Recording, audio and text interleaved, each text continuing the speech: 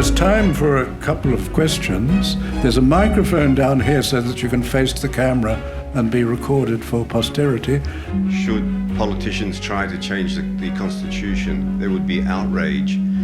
How do you expect that outrage to be manifested, and how could the people actually resist? I'd go to my friend on my left because he knows how to organise demonstrations. And I think if the Australian people showed how they disapproved that in the wonderful demonstration that was held in Macquarie Street, it was the largest non-union demonstration for many, many years. It was the most peaceful, notwithstanding that manipulated struggle that the ABC obviously arranged. But apart from that, it was an absolutely peaceful and orderly demonstration. No one glued their hands to the footpath or to Lloyd. So I think that's initially how one would react. But I think it would be absolutely unacceptable for the politicians to try that one. Mind you, the High Court's tried a few. David or Lloyd, and ladies and gentlemen, wasn't it Bob Hawke that brought out the Australia Act in 1986, I think? What was the main purpose of that, please? You want to do that? I don't know. What was the purpose? It was to repatriate, as it were, if you could use that word, the Australian states. The Australian states were technically in a colonial position in relation to London. That is to say, when they wished to give advice to Her Majesty, they told a British minister who then conveyed that advice. The British were impeccable, usually, except under a Labour government where they did the bidding of the Australian Labour Party. But apart from that, they were almost invariably impeccable in that they believed they had to behave properly, and in relation to the appointment of governors, they had to advise Her Majesty of the appointment of an appropriate person. They made that very clear. But it seemed inappropriate to somebody. I don't think most Australians even knew it was happening, but it seemed inappropriate to somebody that the states had to go through the British government. I've always thought that might have been that we didn't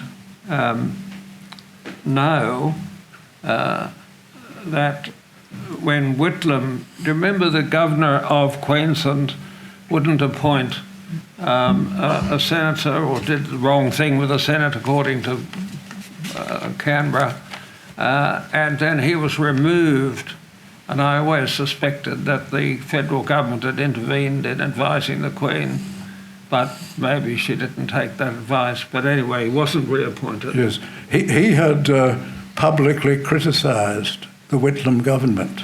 He was a former Air Marshal, actually. Yeah. Yes, sir. Thank you, David. Bruce Marish, can someone at the head table please tell us of Hawke's planning to stop the First Fleet reenactment, which was one of the great days in Australia's being? Well, can I just briefly say this, Bruce? I know that you have a fantastic commitment to the conservation of our naval heritage and our maritime heritage, specifically. Are you able to, can you just remind us precisely when do you say this event is to occur or has occurred? Oh no, it was the bicentennial, 1988, Oh, back in the arrival of the First Fleet, yeah. And the one that Hawke campaigned against and tried to cancel. I always thought it was because Mr. King, who's a wonderful author, who had arranged the whole thing, Bob Hawke eventually said the celebration of the Foundation of Australia unfortunately extends beyond his own family. He was very put down about it, but a lot of it because he wanted more money, I think, but more money came from somewhere. It came from private that came. companies or private people, but it didn't come from the federal government, where it should have come from. I think that was what Bob Hawke had in mind, that it had to come somewhere else. That's exactly right, but he was totally against it for fear that it might upset the Aboriginals. And it was a very successful bicentennial event. It was absolutely brilliant. And one of the lovely things about it was that the Aboriginals weren't upset at all. They were given a very, very central part where they could demonstrate against it, and they did quite successfully. Made the day, really. And Bob Hawke then showed himself in rejoicing on that day. Our final question, yes. Can I just add to that last answer that, of course, we have the 250th anniversary coming up in February next year of the voyage of the Endeavour to Australia, and so there's going to be a very major celebration of the very issues that Bruce has just been talking about, and let's hope the Indigenous communities get part of that as well. Good. Before we come to our final question, Nick, you had a comment. Yes, I just wanted to make comment about the signing of the Australia Acts. There were two Australia Acts, one from the UK and one from Australia. The Queen signed off on the UK Australia Act. Sir Ninian Stephen signed off on the Australian Australia Acts.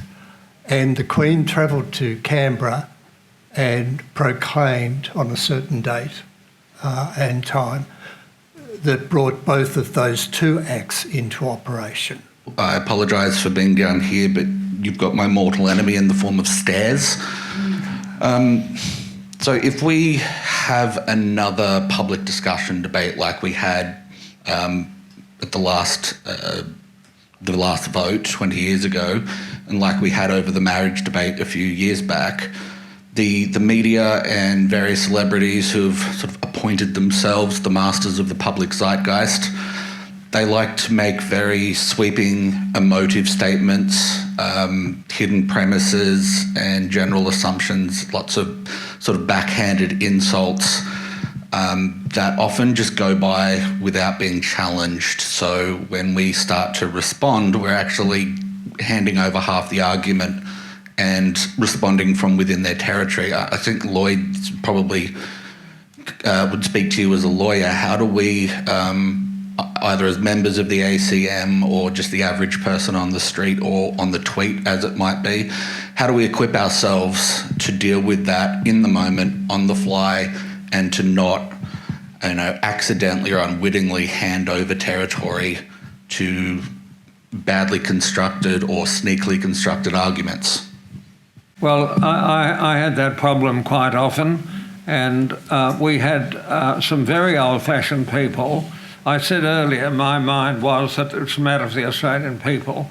The Monarchist League is monarchists all over the world sort of thing, and if there's any trouble, if I got people who were really, really, really only for the Queen, I want to sleep with the Queen, the whole thing's all about the Queen.